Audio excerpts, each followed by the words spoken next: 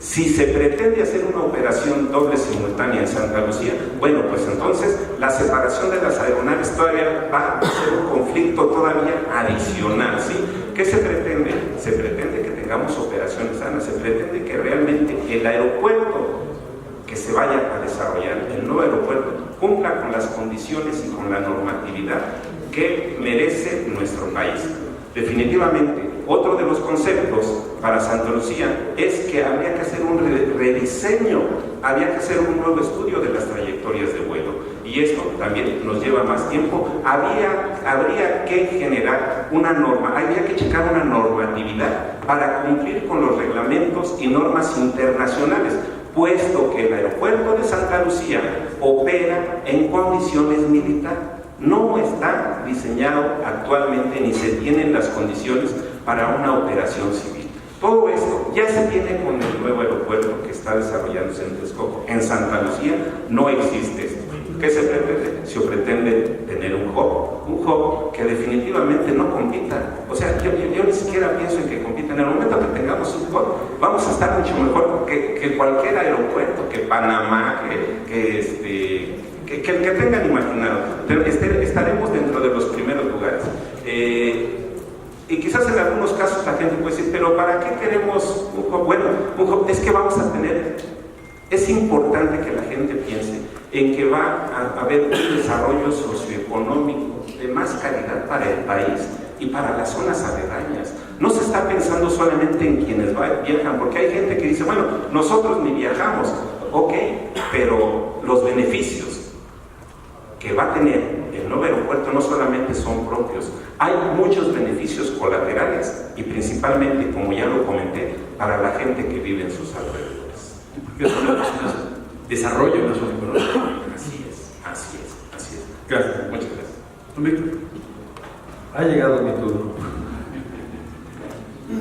Pues muchas gracias por la invitación y gracias a ustedes por asistir y por la función que van a tener de informar al público acerca de la decisión que van a tener que tomar. Les puedo decir que mi área de especialidad es el control de tránsito aéreo. Poca gente sabe lo que hacemos los controladores de tránsito aéreo.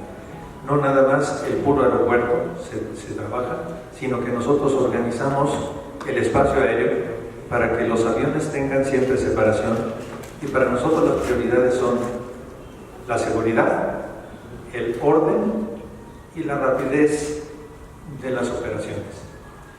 Bueno, hablarles del espacio aéreo es un tanto difícil si no tengo planos para mostrarles, así que les voy a pedir su apoyo tratando de imaginar de lo que les voy a hablar, espacio aéreo. En México, nosotros estamos viviendo, en la Ciudad de México, estamos viviendo en un valle, eso es conocido por ustedes. Básicamente tenemos, pues a ver si así lo puedo más o menos marcar. De este lado tenemos la parte de la montaña entre México y Toluca. Acá en el sur tenemos la montaña entre México y Cuernavaca, Tequesquitengo, Acapulco. Y de este lado tenemos los volcanes. El aeropuerto actual está ubicado en esta esquinita del valle. Lo pusieron muy cerca de las montañas, y entonces por eso es que tenemos un procedimiento que está bastante ceñido. Pasan, si ustedes han llegado por avión, muy cerca de las montañas, mientras van descendiendo para aterrizar en el aeropuerto. Y después se tiene que hacer un viraje muy pronunciado para poder entrar en este sentido, que es el sentido que tienen las pistas. Generalmente se entra por este lado porque los aviones aterrizan y despegan con una componente de viento de frente. O sea, no tiene que ser exactamente de frente, componente de frente. Bueno, pues si tenemos la ubicación de México aquí y tenemos ese problema, más la cuestión de la saturación, de lo que ya nos han hablado mis compañeros, pues entonces tenemos un área que ya tiene cierto conflicto. Dato importante, tomen nota. El 85% de las operaciones que llegan o salen del aeropuerto de México vienen del norte. Y a través de los años, desde que empezó a operar el aeropuerto, es un punto de entrada clave por Santa Lucía. Llegan a Santa Lucía y desde ahí nosotros empezamos a acomodar a los tráficos que ustedes habrán visto. Entran uno tras otro, para que caiga un avión, haya una operación en el aeropuerto de México cada minuto. Cada minuto despega o aterriza un avión. Bueno, entonces Santa Lucía es un punto importante y más o menos está fuera de las montañas que dijimos del oeste, del sur y del sureste donde están los volcanes. Por este lado están entrando y se acomodan para entrar. Si ponemos los dos aeropuertos a funcionar, Santa Lucía que está al norte y el aeropuerto de México que está al suroeste, los despegues de México tienen que pasar sobre Santa Lucía, las llegadas a México tienen que pasar sobre Santa Lucía y ahí ya hay un cruce que nosotros los controladores estamos cuidando. Ya está complicada el área porque no podemos utilizar todo este espacio. Prácticamente todo lo manejamos en el norte. Del sur llegan aeronaves, me dirán, vienen de Acapulco, de Zihuatanejo, de Mérida, de Tabasco, sí, pero ese es apenas menos del 20% del tráfico que se maneja en México, que llegan y salen de México.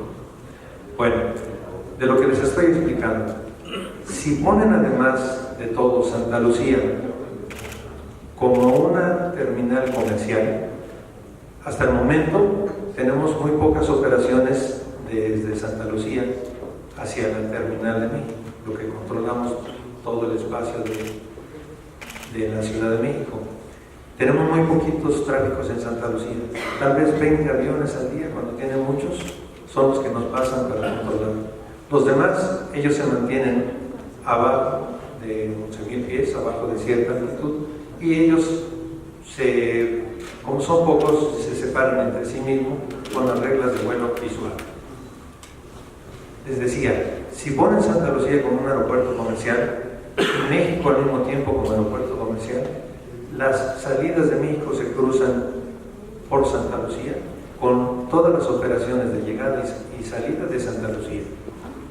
Y ese aeropuerto operando ahí va a tener pues una maraña de cruces.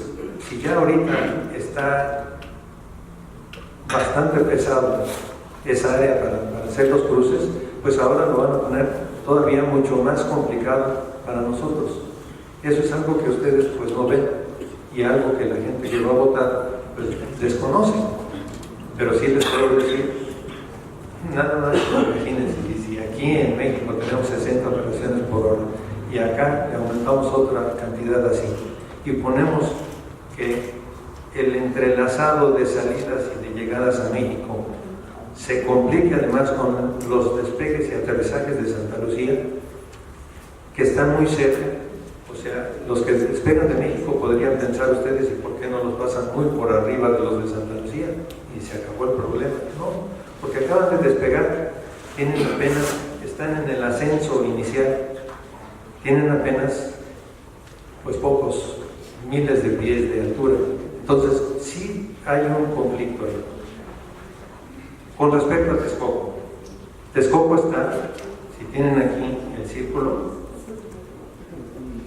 de los volcanes hacia acá arriba.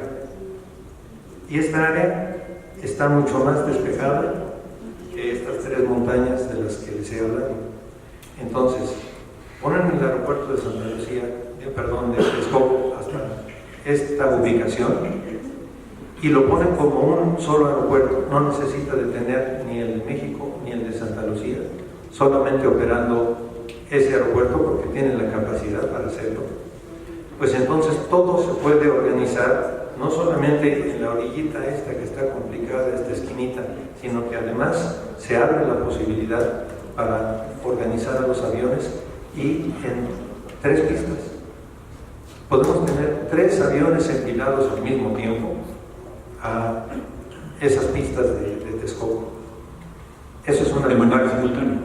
Simultáneamente, al mismo tiempo estarían empilados, o tienes 2 empilados y uno despegando, pero al mismo tiempo.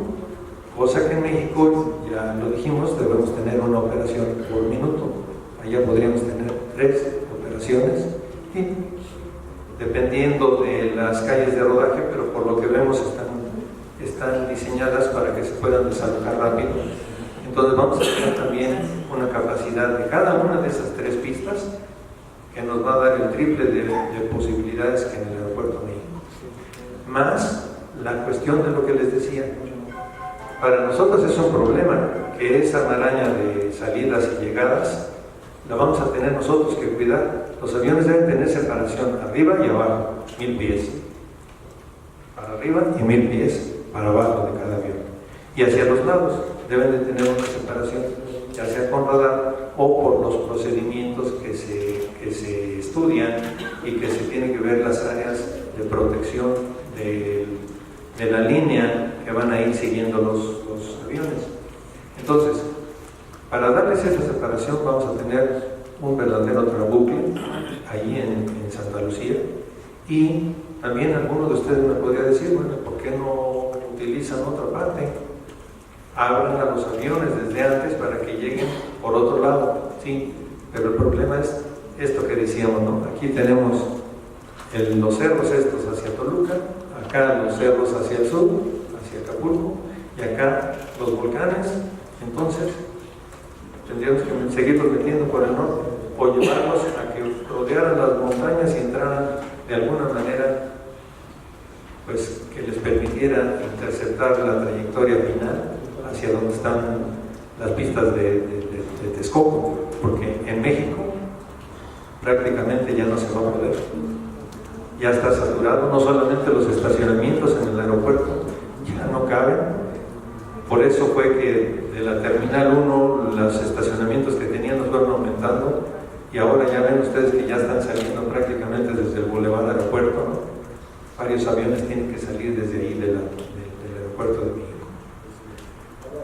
Básicamente que teniendo un solo aeropuerto nos quitamos de problemas de ese entrelazado de rutas que a nosotros nos complican cómo los vamos a separar, y que al público lo está poniendo en mayor riesgo y a los pilotos los pone en mayor riesgo, y ya no se digan los procedimientos que ya los que tenemos ahorita ya tienen su grado de dificultad para los pilotos, y que en Texcoco sería una maravilla, tendrían mucho más espacio para poder hacer su aproximación y el aterrizaje.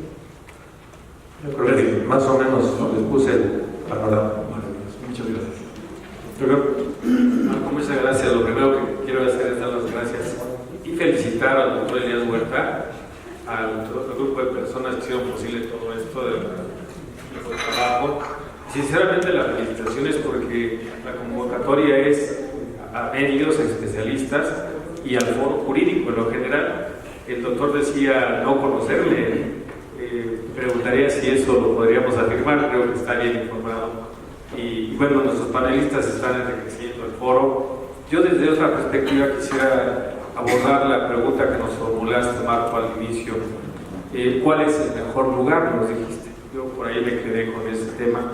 Los especialistas indirectamente nos han dicho claramente sus posturas, fundadas en su experiencia. Tengo el honor y el gusto de conocerlos, de ser su amigo desde hace muchos años, de ellos. El medio de la aeronáutica no es muy grande, nos encontramos a menudo, coexistimos y compartimos ideas que hoy no vamos a rebatir porque son objetivas. De quienes se han incorporado como expertos a debatir este tema ha sido a partir de la duda, o sea, del planteamiento de la duda, una duda que es el elemento como para cuestionar lo que tenemos ahora. Y yo diría con toda claridad que el mejor sitio para construir el aeropuerto de México, ahora de México, de la metrópolis, se está construyendo. ¿Y por qué afirmo esto? Porque en 1969 se había tomado la decisión de construirlo. Se tomaron medidas de subsidio para incluso crear una zona habitacional en la ex hacienda Ojo de Agua para que los trabajadores fueran para allá, muchos trabajadores de la aviación entonces compraron sus propiedades. Está el tema ahora muy irregular, porque la decisión era construir un aeropuerto en ese tiempo. Después se tomó en 86 nuevamente la decisión de construirlo y no se construyó. En el año 2000 se dispusieron fondos para construir un aeropuerto, se ejercieron los fondos y no se construyó. No se devolvieron los fondos del fideicomiso Nuevo Aeropuerto. Integralmente los recursos fueron ejercidos. Se ejercieron en ampliar el actual aeropuerto construyendo la Terminal 2, generando un sistema costosísimo de drenaje para evitar las inundaciones, lo que no se logró del todo, se atenuó pero no se logró. Se habilitó Toluca, que Toluca es el tema probablemente el que menos se habla, se empieza a hablar recientemente. El problema de Toluca era en dos vertientes. Uno, que tenía un problema de visibilidad, porque permanentemente hay bancos de niebla. Los controladores y pilotos, que son muy profesionales, saben de esto, pero los mínimos para certificar el aeropuerto era instalar un equipo ILS, categoría 3, que solo lo tienen aeropuertos como Santiago, con sus necesidades, o Charles de Gaulle de París. Se invirtieron muchos millones de dólares, muchos esfuerzos para certificar Toluca y para además hacerlo coexistir con la aviación general, porque a Toluca se había mandado, se había desplazado la aviación general, la aviación ejecutiva que estaba en la Ciudad de México, un decreto presidencial por un problema de saturación, como bien dicen, el problema de saturación del actual aeropuerto internacional de la Ciudad de México, que formalmente no se llama Benito Juárez. Decreto presidencial dice Aeropuerto Internacional de la Ciudad de México, de saturación de viene de tiempo atrás. Hoy se ha acentuado y nos coloca en esa situación. ¿Y por qué digo que es el mejor sitio? Porque se tenía que iniciar la construcción. Era un trayecto de más de 40 años de especulación entre uno u otro sitio. El momento de más seriedad, me parece, fue en el preludio y durante el año 2000, donde se habló de Hidalgo y de Atenco. Yo voy a hablar de Atenco y no de Texcoco, porque eso va a ser medular en lo que voy a exponer. Por un lado, Atenco, porque los suelos más próximos al centro de Texcoco, donde históricamente las crónicas nos dicen que era tierra firme y no lago, nos garantizaban evitar problemas de hundimientos. Con un problema fundamental que sobrevino, el problema de la disponibilidad de los terrenos. Se pensó en hacer un proyecto, pero no se tomó en cuenta que en la medida de que se iba a iniciar la construcción, y que nos decía Gregorio, si no se tienen disponibles los terrenos, va a iniciar un proceso social social por un lado y por otro lado de especulación de los terrenos, que se incrementan de una manera impresionante, y que fue lo que pasó en el proyecto de Atenco. Entonces, por un lado, las expropiaciones, los juicios de amparo, los movimientos sociales legítimos de los pueblos de Atenco, y la decisión de cancelar el proyecto obedeció a que los amparos venían en el sentido de concedérseles, porque la justa indemnización de la que habla la Constitución no se estaba operando. ¿Por qué? Porque el elemento ganancioso de un proyecto aeroportuario versus desaparecer las condiciones de los comuneros y los signatarios no era proporcional. Y de eso se ha dado poca cuenta. Los juicios de amparo, los cuales quedaron sin materia ahora se desistió del proyecto, venían en el sentido de concederse. Entonces el gobierno iba a quedar en la indisponibilidad de los terrenos que necesitaba para el proyecto. No solo fue un problema social, sino un problema jurídico. Hoy hablar de Santa Lucía es regresar al problema de la especulación comercial de los terrenos. Y por otro lado, hablar de Santa Lucía es nuevamente tomar una medida emergente de corto plazo, que además no la necesitamos, lo digo con todas sus palabras. Probablemente mis colegas en el panel, porque son muy educados, porque son muy expertos, yo no lo puedo decir, yo de la academia me atrevo a decirlo. Santa Lucía no es necesario, porque si lo que necesitamos son pistas tenemos. ¿Dónde están las pistas? Toluca, Cuernavaca, Puebla y Querétaro. ¿Cuál es el problema de las fechas que nos han señalado de saturación del Aeropuerto Internacional de la Ciudad de México en su fase más crítica? El momento en el que el gobierno federal no tomó las medidas para imponerles a los operadores de Toluca que permanecieran en Toluca. Un servidor, y de eso pueden dar cuenta los medios, era funcionario público de la Secretaría de Comunicaciones y Transportes cuando se inició con el proyecto de las líneas de bajo costo. Yo examiné los expedientes. El compromiso de estas líneas aéreas, hoy operando, fue permanecer en Toluca. No les interesaba la Ciudad de México, según, y la Secretaría tiene la obligación de no solo aprobar, sino ver que se cumpla su plan maestro, su programa de inversión, que establece el artículo 9 de la Ley de Aviación Civil. Estas empresas que aparecieron afortunadamente en el mercado, en el momento que se dieron cuenta de que la Ley de Aviación Civil permite una apertura de rutas, y ante la salida de Mexicana de Aviación y ante la especulación con los slots de Aero California, de lo que se ha hablado muy poco, vinieron a la Ciudad de México y abandonaron Toluca. ¿Por qué? Porque en la Ciudad de México, y aquí tal vez no coincida con algunos de mis compañeros, en la Ciudad de México hay un mercado que ya está consolidado. Y Toluca representaba la consolidación de mercados. Lo mismo que Cuernavaca, con todo el problema que tiene de los obstáculos. De eso se ha dado poca cuenta. Teníamos una extraordinaria pista, una torre que se pone como imagen para promocionar el CNA, pero una torre que no sirve. O sea, hay que hacer correcciones. En su momento no podía hablarse de las correcciones porque se hicieron malas estimaciones técnicas para adecuar Cuernavaca. Puebla, que lo tenemos expedito, y Querétaro, que es un desperdicio, porque tenemos una de las mejores pistas que puede haber en el mundo, una posibilidad de desarrollo impresionante, el cual no volteamos a ver. El tema de carga aérea estamos totalmente retrasados. Y cuando hago estas reflexiones me estoy refiriendo a un tema que se ha señalado. Construyamos donde construyamos el aeropuerto, necesitamos resolver desde hoy el problema de saturación. Y eso implica hablar de la política aeronáutica de la cual no se está hablando.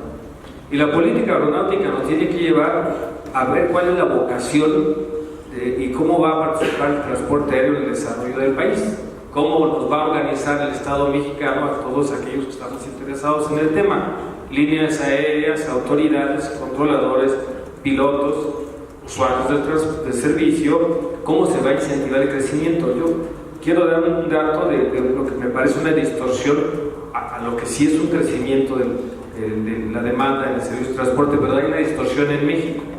El crecimiento del número de operaciones no obedece necesariamente a un crecimiento exponencial, sino al movimiento de operadores que se concentraron en la Ciudad de México y abandonaron sus mercados naturales. Ese es un tema del que poco se ha hablado, o no se ha hablado prácticamente, porque Toluca hoy puede operar probadamente, y de hecho, y Santa Lucía no sabemos qué pueda pasar con él. Cuando se han presentado los esquemas a consulta, Santa Lucía es algo por estudiar y por hacer. Si la opción fuera Santa Lucía, entonces nos pasaríamos algunos años. Si se ha hablado de la falta de seriedad en el caso del proyecto de Texcoco, y para tener seriedad 4 años de estudios y análisis, y después ver la forma en que vamos a construirlo, y entonces si en ese momento hay otras prioridades, otra vez nos vamos a tener 40 años para decir dónde construimos un aeropuerto. De retraso además. De retraso además, y quisiera, para dar locura a los invitados en esto que yo reflexiono, lo que necesitamos es continuar con la construcción del aeropuerto. Tiene muchos defectos, y a esto me voy a referir ahora, porque no es la panacea ni las bondades. Los hundimientos son indiscutibles. Mis compañeros saben, porque somos, como diríamos, dijo Gregorio, los que estamos infiltrados en el sector, los que estamos involucrados en ese sector, sabemos muchas cosas que el grueso de la población a ser consultada no conoce. Y los hundimientos no es una especulación ni tengo una bola de cristal para afirmar. Los hundimientos devienen de la experiencia de la operación del actual aeropuerto. Los hundimientos son recurrentes por las características del suelo y pese a las capas y capas que se le ponen, el asfaltado, las inversiones millonarias que se realizan, es recurrente los hundimientos. Además, la seguridad demanda un estado de rigor en el grado de la normativa para las pistas. Y entonces tenemos nosotros deshabilitadas en buena parte del año las actuales pistas para mantenimiento programado o mantenimiento emergente o inundación. ¿Qué es lo que viene en Texcoco? hundimientos. Entonces tenemos 2 pistas paralelas, 4 pistas, podría ser de operación simultánea, y una por construirse, que serían 2 más para la aviación oficial. Y yo creo que debemos nosotros dar cuenta de un estado de contradicción. Se dijo que la saturación de México no tiene que ver con la aviación oficial. Entonces, ¿para qué queremos construir en Texcoco 2 pistas, una franja para la aviación oficial? Entonces, tenemos que dar cuenta de ese estado de contradicción. Ciertamente hay una operación oficial, pero lo que necesitamos escudriñar es si requerimos construir una franja adicional más, o sea, 2 pistas operativas más. En Texcoco yo me decanto por el sí, porque el tiempo que vengan los hundimientos y las inundaciones, debemos garantizar que la operación del aeropuerto no regrese a un estado como el que tenemos, y eso me lo someto a mis compañeros. Lo hemos platicado fuera de foro, pues lo hacemos en este foro jurídico y de cara a los medios y de cara a la convocatoria que se nos ha hecho. Porque asumamos un escenario posible. Los pilotos tienen siempre un plan A y un plan B. Eso he aprendido de ellos. Y si el plan A es que salgamos con una operación donde durante los 2 primeros años tengamos la menor incidencia de hundimientos, pero el tercer año venga la incidencia de hundimientos, es posible de una manera no esperada que deshabilitemos una franja mientras no se construye la otra y tengamos una, que es lo que tenemos en México. Será verdaderamente una paradoja que no podemos nosotros admitir. Y entonces, como todo se ha reducido a costo, el del tema no se quiere hablar, porque el tema entre Santa Lucía y Texcoco está reducido a costo, lo cual yo no comparto. Los aeropuertos no tienen que ser en base a costos, sino seguridad, operación y eficiencia. ¿Y qué queremos como competitividad? Entonces, si ha de ser Texcoco, como creo que todos hemos aquí manifestado, Texcoco tiene que ser revisado. Y a Texcoco se le tiene que agregar inversión, controladores, capacitación, revisar si las terminales nos permiten crear la competencia. Hoy la gente dominante del sector, por razón natural, es Aeroméxico, está posesionada en la Terminal 2. Si tendremos la posibilidad, los usuarios, de tener acceso y los competidores de líneas aéreas a posiciones, todas ellas privilegiadas preferentemente de contacto para evitar estas demoras en remotas que tienen sus razones técnicas, no es un capricho, tiene sus razones técnicas, pero que un vuelo a veces de 1 hora nos lleva a un movimiento de espera de otra hora en el actual aeropuerto, por falta de posiciones de contacto, por problemas de rodajes, etcétera, etcétera, etcétera. Y en ese sentido, Marco, para decirlo claramente, de lo que no se está hablando y se debe hablar, y creo que muchos consideran conmigo, es de la política aeronáutica que México quiere. Yo no estoy en favor de que necesitamos un hub, creo que un hub naturalmente ya lo tenemos, ahora necesitamos fortalecerlo para competirle a Panamá o a Lima, y creo que lo que necesitamos es tener 7 hubs, así yo lo he expuesto, porque los hubs son puntos distribuidores. Nosotros necesitamos potencializar el hub ya existente de Cancún, porque Cancún ya es un hub distribuidor. Necesitamos potencializar el hub Monterrey, el hub Guadalajara. Necesitamos incentivar las operaciones de punto a punto, que fue aquella promesa no cumplida. Turnaround, el vuelo ida y vuelta, que haga el menor costo para las líneas aéreas y redunden en tarifas más bajas. De cara a este foro señalo que nos encontramos en un momento contradictorio porque tenemos tarifas altísimas a los usuarios. Hay un crecimiento del tráfico, no como lo deseáramos, pero con altísimas tarifas, como pocos momentos en la historia se habían vivido. Entonces los usuarios del transporte tienen que evitar subirse a un avión, irse en un camión de la Ciudad de México a Tijuana. Y eso representa 40 y tantas horas de movimiento de tránsito por carretera, con lo que implica la seguridad de las personas, con lo que implica el riesgo de moverse. ¿Por qué? Porque no tenemos un vuelo Toluca-Tijuana que pueda competirle de punto a punto para un viajero que puede tener una tarifa expedita de 3,500 ida y vuelta, contra una tarifa promedio de 10,000 pesos. Entonces no se sube a 10,000 pesos. ¿Cuál es el problema? Nos falta competencia. Y para generar la competencia debe haber una política aeronáutica que le sectorice y haga complementar los servicios. Los servicios no tienen que ser unos solos concentrados,